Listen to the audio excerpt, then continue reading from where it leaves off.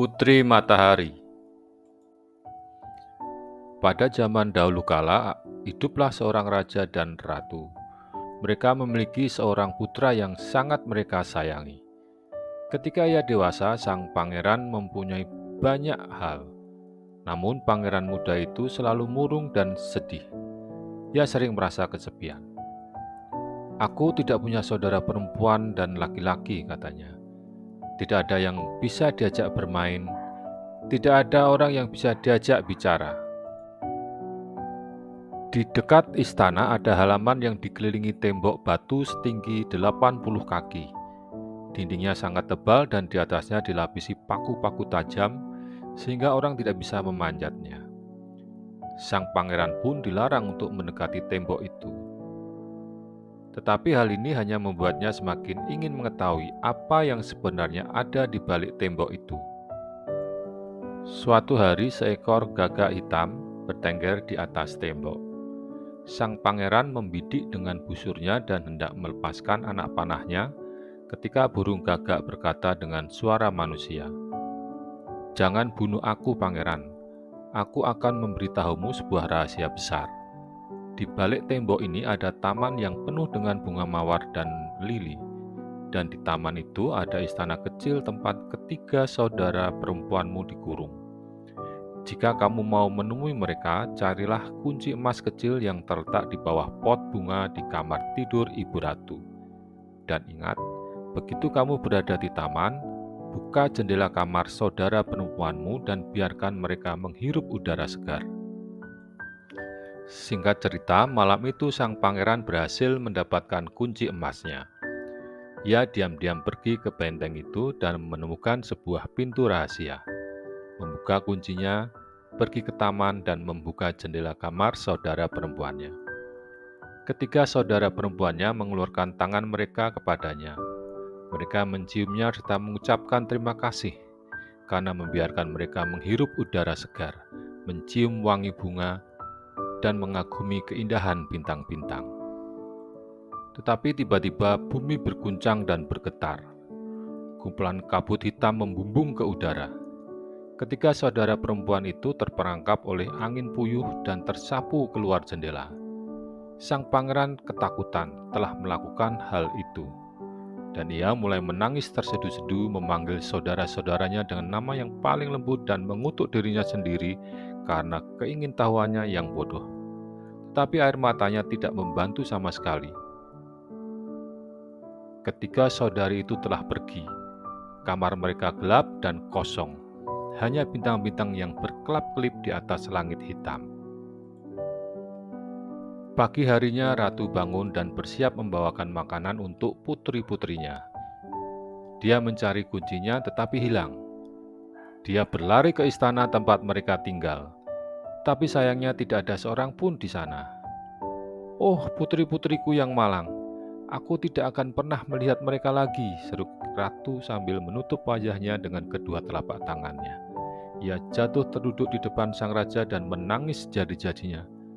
"Naga itu telah memakan mereka."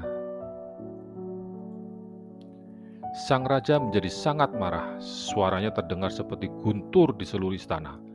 Para pelayan dan anggota istana gemetar ketakutan. Beberapa dari mereka berlari dan menyembunyikan diri, sementara yang lain mengeluarkan bola kristal mereka dan menatap ke dalamnya untuk melihat apa yang sebenarnya terjadi. Tetapi tidak ada yang tahu siapa yang telah membawa pergi putri-putri tersebut atau kemana mencarinya. Mengetahui bahwa para prajurit istana akan menghukum orang-orang yang tidak bersalah, maka sang pangeran bergegas menemui sang raja. Dengan gemetar ketakutan dia berkata, "Akulah yang harus disalahkan atas apa yang terjadi pada ketiga saudariku, ayah. Jadi ayah harus menghukumku karenanya." Wajah sang raja menjadi gelap bagaikan awan badai. Lalu dia berteriak dengan murka, "Sebelum kamu lahir, orang-orang bijak yang membaca bintang-bintang memperingatkanku bahwa saudara perempuanmu akan dibawa pergi oleh seekor naga. Itu sebabnya aku membangun tembok setinggi 80 kaki dan mengurung mereka di istana. Tapi kamu tidak mematuhiku dan menentang perintahku. Kamu tinggalkan kerajaanku dan jangan kembali sampai kamu membawa kembali saudara perempuanmu." Raja memerintahkan pangeran itu untuk pergi. Sang ratu menangis. Dia memeluk putranya dan memberikan bekal ke tangannya sebelum gerbang ditutup di belakangnya. Pangeran pun pergi tanpa tahu apa yang harus dilakukan atau kemana harus pergi. Ia terus berjalan melintasi bukit dan lembah, melintasi rawa dan padang rumput. Ia melakukan perjalanan selama berhari-hari hingga sampai tiba di negeri asing. Karena sakit kaki dan lelah, dia berhenti di sebuah gubuk tua yang sudah hampir runtuh. Ia mengetuk pintu dan meminta izin masuk untuk bermalam. Seorang wanita tua keluar dan berdiri di ambang pintu. Ia bertanya kemana dia akan pergi dan apa yang dia cari. Pangeran bercerita tentang saudara perempuannya dan wanita tua itu berkata, "Jalanmu yang terbentang di hadapanmu jauh dan berbahaya. Tanganmu lemah dan tidak terbiasa bekerja. Hatimu penakut dan belum teruji. Tinggallah bersamaku selama 3 tahun. Belajarlah mencari nafkahmu sendiri dan kemudian mungkin aku akan membantumu." Maka sang pangeran tinggal bersama wanita tua itu. Ia mencabut tunggul pohon, membajak ladang, menggiling biji-bijian, dan membuat sepatu dari kulit pohon. Itu semua adalah kerja keras karena dia tidak terbiasa melakukannya, tapi dia tidak mau menyerah. Begitu kuat keinginannya untuk menyelamatkan saudara perempuannya. 3 tahun telah berlalu. Wanita tua itu memanggil pangeran ke sisinya dan berkata, "Besok kamu bisa berangkat mencari kakak-kakakmu. Ini ada seutas benang. Kemanapun benang itu menggelinding, kesanalah kamu harus pergi. Dan ini ada sepotong roti. Kapanpun kamu lapar, makanlah sepuasnya. Roti itu akan bertahan lama." Pangeran berpamitan dengan wanita tua itu dan memulai perjalanannya lagi. Bola benang itu menggelinding dan memantul di depannya, menunjukkan jalan kepadanya. Sementara potongan roti di dalam tasnya tidak pernah berkurang, tidak peduli seberapa banyak ia makan. Akhirnya sampailah dia di gunung tembaga yang ditumbuhi hutan tembaga. Dia memanjat pohon dan mulai mematahkan dahan untuk membuat tongkat bagi dirinya. Tiba-tiba seorang penyihir bermata 4 terbang di atasnya dan membuat keributan besar. Dia menjulurkan lidahnya yang bercabang serta mendesis, "Siapa yang mematahkan dahan di hutanku?"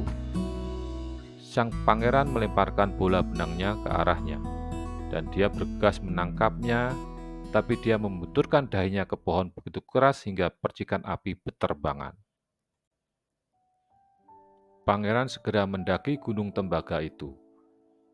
Di puncaknya dia melihat sebuah istana tembaga dan duduk di depan roda pemintal dekat jendela istana kakak perempuan pertamanya. Sang putri langsung mengenali adik laki-lakinya dan menyambutnya dengan penuh kasih sayang. Ia menghidangkan berbagai macam makanan enak untuk adiknya. Mereka menikmati makanan sambil berbincang tiada henti. Tetapi ketika malam hampir tiba, sang putri mulai resah dan khawatir. Dia meminta sang pangeran untuk bersembunyi. Meskipun tidak paham, namun sang pangeran mengikuti perintah sang kakak. Tiba-tiba pepohonan di hutan itu bergemuruh. Daun-daun tembaganya berdenting. Lalu seekor elang besar nampak turun dari angkasa, mendarat tepat di depan pintu istana. Elang itu kemudian melepas satu helai bulu di sayapnya. Dan sekejap ia berubah menjadi seorang pangeran yang gagah dan tampan. Melihat tongkat yang dipotong pangeran di hutan, ia bertanya kepada istrinya, "Siapa yang berani menyentuh pohonnya?" "Adikku datang mengunjungiku," jawab sang putri. Sang pangeran elang menyambut gembira kedatangan sang adik iparnya. Ia kemudian bercerita kepada sang pangeran tentang kutukan yang dia alami. Kutukan itu hanya bisa hilang dengan bantuan Putri Matahari. "Aku akan menggantikanmu," kata sang pangeran menawarkan diri. Kau hanya akan terbunuh, saudaraku. Banyak pria pemberani yang mencoba masuk ke istana Putri Matahari, tapi tidak ada yang kembali, kata sang putri memperingatkannya. Tapi sang adik tidak mempedulikannya. Pangeran Elang lalu memberinya sapu tangan sebagai hadiah perpisahan dan berkata, "Jika kamu berada dalam kesulitan, bentangkan sapu tangan ini dan kamu akan melihat apa yang akan kamu butuhkan." Sang pangeran bungsu mengucapkan terima kasih lalu berpamitan untuk melanjutkan perjalanannya. Lambat laun sampailah dia di sebuah gunung perak yang ditumbuhi hutan perak yang lebat. Dia mulai mematahkan dahan perak untuk dijadikan tongkat. Tiba-tiba dua penyihir yang menjaga hutan terbang mendatanginya. Pangeran melemparkan bola benangnya ke arah mereka. Mereka pun bergegas menangkapnya. Namun dahi mereka terbentur satu sama lain dan jatuh ke tanah. Sang pangeran segera mendaki gunung perak dan sesampai di puncaknya ia melihat sebuah istana perak. Pangeran masuk ke dalam dan mendapati dirinya berada di kamar perak dengan jendela kaca dan lantai marmer. Ia melihat kakak perempuan keduanya sedang duduk menyulam di dekat jendela. Sang putri kedua senang melihat kedatangan sang pangeran. Ia menyiapkan bermacam hidangan yang enak. Mereka berdua kemudian berbincang sampai lama. Namun ketika sore hari, sang putri menjadi gelisah. Ia meminta adiknya untuk bersembunyi. Ia takut karena sebentar lagi suaminya akan pulang. Ketika malam tiba, bumi mulai berguncang dan bergetar. Pepohonan perak berderit dan menggerang. Seekor beruang datang berlari. Begitu berada di dalam istana, dia melepaskan kulitnya dan berubah menjadi seorang pemuda tinggi dan tampan. Melihat tongkat perak itu, dia bertanya kepada istrinya, "Siapa yang pernah ke sini?" "Adikku datang berkunjung," jawab sang putri. Pangeran segera keluar dari tempat persembunyiannya.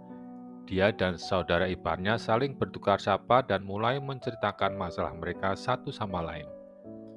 Kakak iparnya mengatakan bahwa melalui tipu muslihat seorang penyihir jahat telah merubahnya menjadi beruang setiap hari tepat tengah malam, bahwa dia akan tetap berada di bawah pengaruh sihirnya selama 4 tahun lagi dan hanya Putri Matahari yang dapat mengembalikan bentuk aslinya seperti dulu. "Saya akan menemui Putri Matahari dan memintanya untuk membantu Anda," kata pangeran. "Itu tidak akan mudah," kata si pangeran beruang. "Tapi tidak ada salahnya untuk dicoba. Dan bagiku, aku akan melakukan apa saja yang aku bisa untukmu. Ini ada semangkok bubur ajaib. Kamu hanya perlu menaruh sedikit saja, dimanapun kamu suka, dan siapapun yang menyentuhnya akan langsung terjebak di tempatnya." Sang pangeran mengucapkan selamat tinggal kepada saudara perempuan tengahnya dan kepada sang pangeran beruang suaminya. Ia lalu berangkat melintasi dunia luas untuk mencari kakak perempuan ketiganya. Bola benang itu menggelinding melintasi bukit dan lembah, ladang dan hutan, dan akhirnya mencapai tepi lautan. Ada sebuah pulau di tengah laut, dan di atasnya pangeran melihat sebuah istana emas. Monster laut yang ketakutan menjulurkan kepala mereka keluar dari air dan menggertakkan gigi. Tapi hal ini tidak membuat pangeran gentar. Ia melompat ke ombak yang mendidih setelah bola benang dan berenang ke pulau. Dia mencapainya dalam waktu yang singkat dan menemukan hutan emas di sana. Tapi tanah di bawah pohon-pohon emas itu berawa dan dipenuhi penyihir-penyihir yang tampak mengerikan. Sang pangeran memanjat salah satu pohon emas dan mengoleskan bubur ajaib ke batangnya. Mereka mencium bau aneh. Para penyihir bergegas menuju pohon. Lalu mereka mengendusnya, mencoba mencari tahu siapa yang duduk di atasnya. Dan hidung mereka langsung menempel di dahan-dahan pohon. Sekarang sang pangeran bisa masuk ke istana emas tanpa ada yang menghentikannya.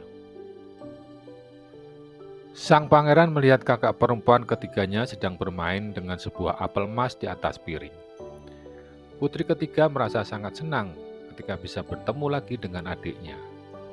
Mereka mulai bercerita satu sama lain tentang segala hal. Waktu berlalu dengan cepat. Ketika sore menjelang, wajah sang putri berubah menjadi muram. Ia nampak ketakutan, lalu menyuruh adik laki-lakinya untuk bersembunyi. Istana emas berguncang dan bergetar. Ombak besar menghantam jendela, dan seekor monster laut melompat keluar dari air. Dia lalu melepas kulitnya dan berubah menjadi seorang pemuda gagah dan tampan. Dia bertanya kepada istrinya, siapa yang telah melihat mereka? Mengetahui bahwa itu adalah pangeran, dia mulai memarahi istrinya karena membiarkannya pergi begitu cepat.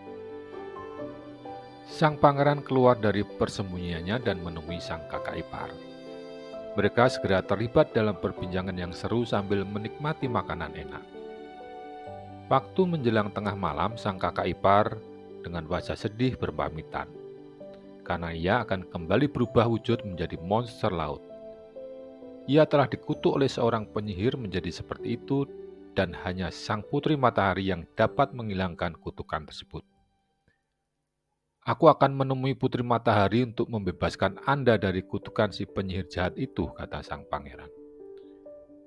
Sang monster laut berterima kasih dan memberinya sebuah peti emas. Bawalah peti emas ini, gunakan ketika engkau membutuhkan pertolongan. Sang pangeran pun berangkat melanjutkan perjalanannya. Dia melemparkan gulungan benangnya dan mengikutinya dari belakang mencari kerajaan sang putri matahari. Singkat cerita, sampailah dia di sebuah istana yang sangat megah. Gerbangnya diapit oleh 2 buah tiang api. Tak seorang pun bisa melewatinya hidup-hidup. Sang pangeran sengaja membiarkan bola benangnya melewati gerbang itu. Sekejap 2 tiang api itu menutup dan meninggalkan kepulan asap hitam. Ketika tiang api itu membuka lagi, dia segera menyelinap masuk ke dalam istana. Tiba-tiba terdengar suara keras. "Siapa itu?" "Aku pangeran dari kerajaan 5 gunung." "Mau apa kamu datang kemari?" "Aku mencari putri matahari." "Bawa pemuda itu ke kamar tamu," kata suara yang sama. Angin puyuh muncul dan melemparkan sang pangeran ke ambang pintu sebuah gubuk yang terbuat dari kayu. Pintu besi yang berjumlah 3 kali 9 terbuka, dan sang pangeran mendapati dirinya berada di ruang bawah tanah yang gelap dengan satu jendela kecil berbentuk hati yang tinggi di dinding, dekat dengan langit-langit. Ini adalah satu-satunya sumber cahaya, dan sang pangeran tidak dapat langsung mengetahui di mana dia berada. Ketika matanya sudah terbiasa dengan kegelapan, dia melihat bahwa dia tidak sendirian. Ada 28 laki-laki tua di sana. Ada yang duduk di lantai, punggung menempel ke dinding. Ada pula yang berbaring di sampingnya dengan kepala tertumpu di atas batu. Jenggot panjang mereka yang berwarna abu-abu kusut dan tidak disisir. Tubuh mereka bungkuk seiring bertambahnya usia, ramping dan kering seperti batang kayu. Bersambung.